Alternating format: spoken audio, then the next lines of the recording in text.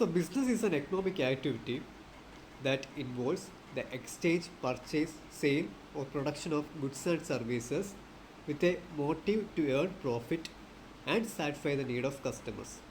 നമുക്കിത് ബ്രേക്ക് ചെയ്ത് നോക്കാം. ആദ്യം പറയുന്നത് എന്താ, business is N economic activity. അപ്പോൾ നമുക്കറിയണം എന്താണ് ഒരു എക്കണോമിക് ആക്ടിവിറ്റി, എന്താണ് എക്കണോമിക് ആക്ടിവിറ്റി. നമുക്ക് സാമ്പത്തികമായിട്ട് നേട്ടമുണ്ടാക്കുന്ന എല്ലാ കാര്യങ്ങളും നമുക്കെന്ന് പറയാം ഒരു എക്കണോമിക് ആക്ടിവിറ്റി എന്ന് പറയാം.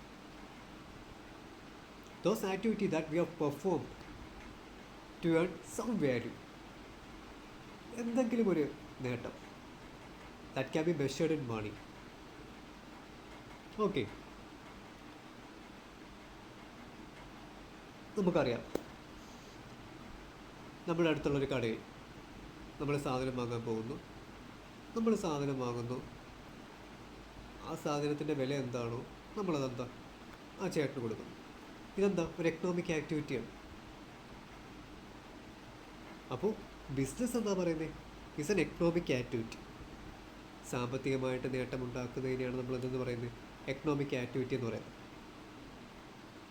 അപ്പോൾ എന്താ, സാമ്പത്തികമായിട്ട് നേട്ടമൊന്നും ഇല്ലെങ്കിൽ, അതായത് നമ്മൾ നോട്ട് ഡൂയിങ് ഫോർ, നമുക്കറിയാം പ്രോഫിറ്റ്, നമ്മൾ ലാഭമുണ്ട് അല്ലെങ്കിൽ ലാഭമൊന്നും കിട്ടുന്നില്ല, അല്ലെങ്കിൽ ലാഭം ഉണ്ടാക്കാൻ വേണ്ടി നമ്മൾ ചെയ്യാത്തൊരു ആക്ടിവിറ്റി നമ്മൾ എന്തെന്ന് പറയാം, നോൺ എക്കണോമിക് ആക്ടിവിറ്റി എന്ന് പറയാം.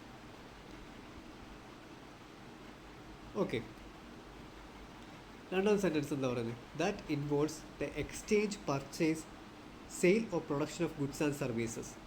അപ്പോൾ ബിസിനസ്സിൽ എന്ത് വേണം, അവിടെ എന്താ, എക്സ്ചേഞ്ച് ഓ പർച്ചേസ് ഓ പ്രൊഡക്ഷൻ, അല്ലെങ്കിൽ എന്താ സെയിൽ ഓഫ് എന്തൊക്കെ, ഒന്നെങ്കിൽ ഗുഡ്സ് ആവാം അല്ലെങ്കിൽ എന്താവാം സർവീസസ് ആവാം, with a motive to earn profit and satisfy the need of customers.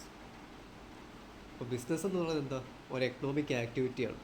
അവിടെ എന്തൊക്കെ നടക്കണം, ഒന്നെങ്കിൽ എക്സ്ചേഞ്ച് നടക്കണം, അല്ലെങ്കിൽ എന്താ പർച്ചേസ് നടക്കണം, ഓർ പ്രൊഡക്ഷൻ നടക്കണം, അല്ലെങ്കിൽ എന്താ സെയിൽ ഓഫ് എന്ത്, ഒന്നെങ്കിൽ ഗുഡ്സ് സാധനങ്ങൾ, അല്ലെങ്കിൽ എന്താ services, with a motive to earn profit.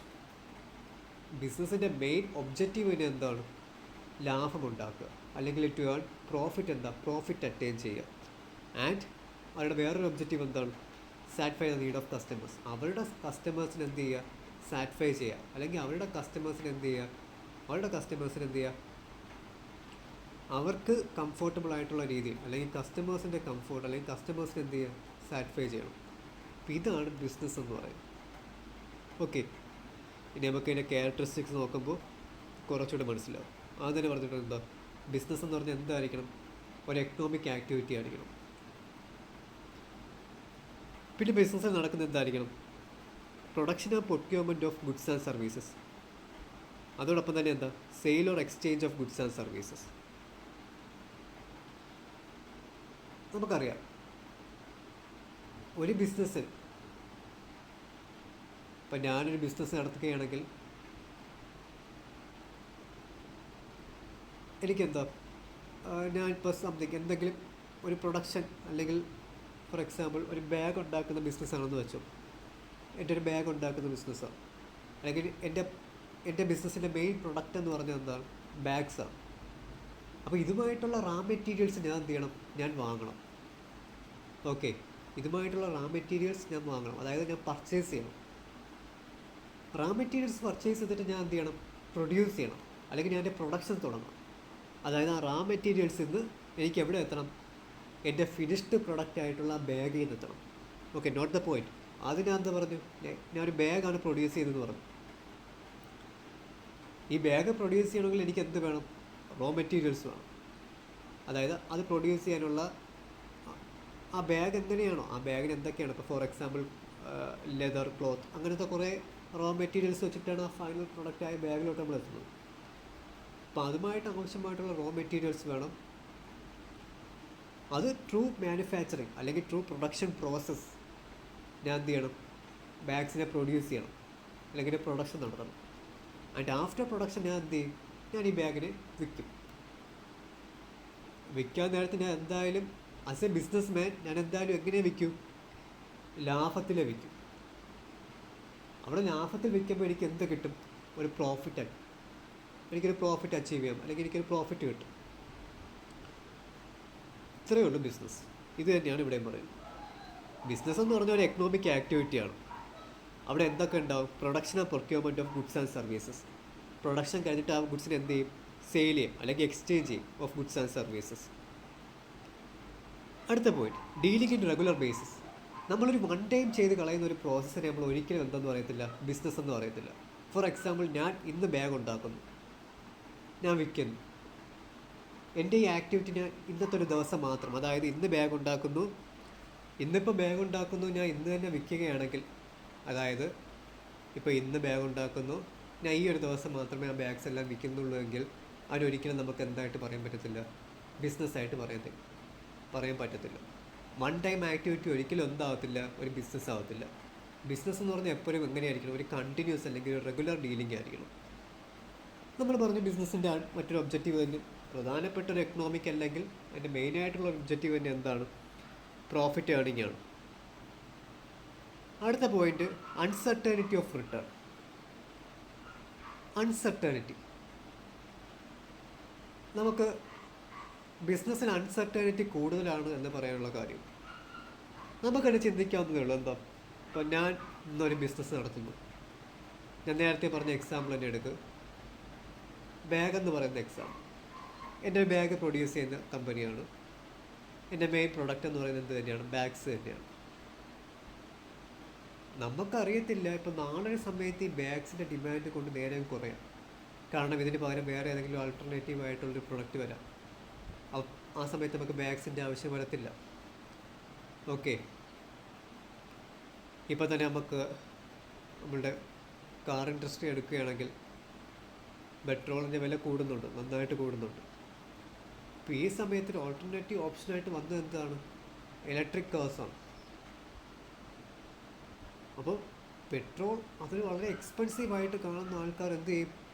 Our electric കാർസിനെ opt ചെയ്യും, അല്ലെങ്കിൽ അവർ ഒരു ഇലക്ട്രിക് കാർ വാങ്ങും. അപ്പോൾ ഇങ്ങനെ നമുക്ക് പറയാൻ പറ്റത്തില്ല നാളെ അല്ലെങ്കിൽ ടുമാറോ എന്താണ് സംഭവിക്കുന്നതെന്ന് നമുക്കറിയത്തില്ല. ഒരു ബിസിനസ്സിൽ നമ്മൾ നേരിടുന്ന ഏറ്റവും വലിയ ഒരു ലിമിറ്റേഷൻ അല്ലെങ്കിൽ ഒരു പ്രോബ്ലം നമുക്ക് എന്തെന്ന് പറയാം? അൺസർട്ടനിറ്റി ആണെന്ന് പറയാം. ഇപ്പോൾ ഫോർ എക്സാമ്പിൾ, എനിക്കൊരു ഗവൺമെൻറ് ജോബ് ആയിരുന്നെങ്കിൽ